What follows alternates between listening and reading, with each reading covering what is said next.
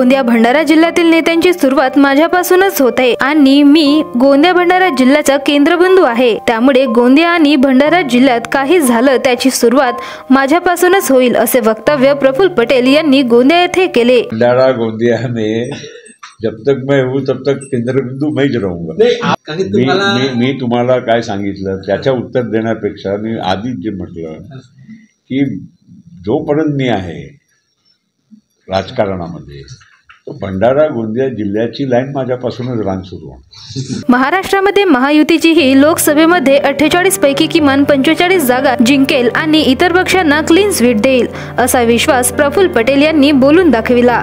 तसेच देशामध्ये नरेंद्र मोदी सरकार किती चांगल्या प्रकारे काम करत आहे आणि राम मंदिराचा मुद्दा त्यांनी हातात घेऊन देशामध्ये एक चैतन्यपूर्ण वातावरण मोदी सरकार यांनी निर्माण केला आहे। सर्वत्र आज मोदीचेच गुणगान होत आहे आणि गेल्या 10 वर्षात मोदीचे सरकारामध्ये आल्यापासून अल्पसंख्याक समाजाला धोका निर्माण होईल अशा प्रकारांचे अनेक लोक वक्तव्य करते, पण गेल्या 10 वर्षात कोणतीही अल्पसंख्याक समाजावर अन्याय झाला नाही आणि कोणत्याही अल्पसंख्याक समुदायातील मनुष्य सुद्धा म्हणू शकत नाही की आम्हाला कोणती योजना मोदी सरकारामध्ये मिळालेली नाही।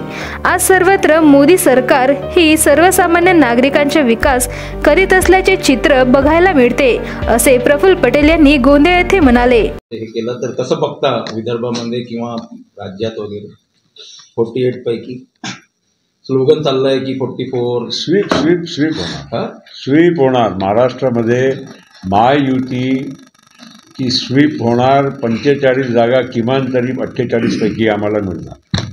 आणि तुम्हाला मी सांगतो लोकांना काही म्हणू द्या, आज देशामध्ये वातावरण जे आहे नरेंद्र मोदीचा नावाने एक लोकांमध्ये एक वेगळाच आकर्षण बनलेलं आहे, वेगळं त्यांच्याबद्दल आस्था निर्माण झाली आहे। राम मंदिराच्या पण मूवमेंटमध्ये ज्या पद्धतीनं त्यांनी हा इतका जटिल विषय यशस्वीरीतीने हाताळला। बघा आज आपण दुसरे वाजेगाजे करतात, आम्ही काँग्रेसबरोबर होतो, आम्ही काँग्रेसमध्ये होतो, त्यावेळी सेक्युलर म्हणजे मुस्लिम कम्युनिटीला किंवा मायनॉरिटीला इनडायरेक्टली असा मेसेज द्यायचा की नाही तुमच्या म्हणजे अस्तित्व म्हणजे धोक्यात आहे, आम्हीच तुम्हाला मदत करू शकतो। आज 10 वर्ष जवळपास होत आले नरेंद्र मोदीच्या नेतृत्वामध्ये सरकार असताना कोणत्या मायनॉरिटीवर अत्याचार झाला, कोणत्या मायनॉरिटी असुरक्षित आहे, कोणत्या त्यांचा विकास होत नाही, कोणत्या त्यांना निधी मिळत नाही। आणि आज एवढा मोठा राम मंदिराच्या बद्दल लोकांना वाटत होता की काय होईल, अख्खा मुस्लिम कम्युनिटीनी पण प्रेमाने स्वीकारला, कारण सुप्रीम कोर्टाचा निर्णय होता। हे काही नरेंद्र मोदींनी एकट्याने काही निर्णय नव्हता, ते सुप्रीम कोर्टची 5 जजेसची बेंच होती। आपण एका बाजूला म्हणतो की जे न्यायपालिकाचा आहे अंतिम निर्णय आपल्याला सगळ्यांना मान्य असतो, तर त्यांनी काय स्वतः थोडी काय सांगितलं की आम्ही उद्या राम मंदिर बांधतो। काही कोणाच्या छातीवर काही त्यांनी दगड ठेवून काही हे काम केलेलं नाही आहे।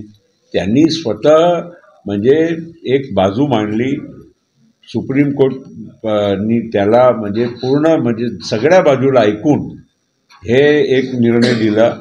त्या 5 खंडपीठमध्ये एक मुस्लिम जज पण होते सुप्रीम कोर्टाचे, 5चे यूनानिमस जजमेंट दिलेला है, कोई विरोध केला नहीं है। भंडारा गोंदिया जिला वासियों के लिए खुशखबर है। अब आपका मनपसंद channel BS crime media news अब आपके केबल नेटवर्क पर, जी हां, अपने केबल नेटवर्क के एशियन चैनल नंबर 13 पर उपलब्ध है। बीएस क्राइम मीडिया न्यूज पर खेल, राजनीति, क्राइम, साहित्य व अन्य खबरें प्रकाशित की जाती है। हमारे साथ जुड़ने के लिए तथा हमारे चैनल में खबरें, विज्ञापन आदि के लिए संपर्क करें 8669151757 पर।